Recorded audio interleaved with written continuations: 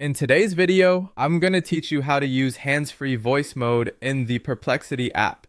If you want a faster and more natural way to interact with the app, hands-free voice mode can make the experience much smoother. Instead of typing every question or manually sending each prompt, you can simply speak and let the app keep listening for your next request.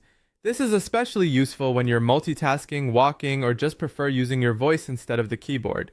To get started, open the Perplexity app on your iPhone or Android device.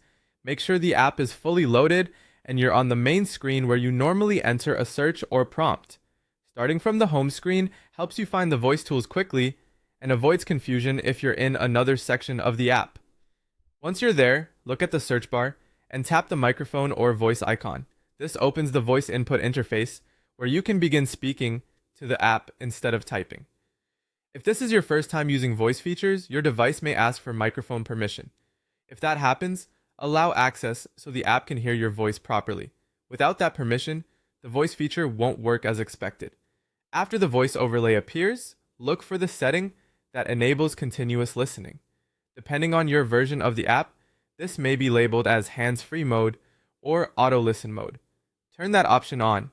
This setting is what allows the app to keep listening after a response, so you don't have to keep tapping the microphone every time you want to ask something new.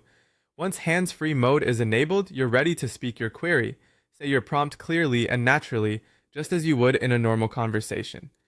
The key benefit here is that you do not need to manually press send after each request.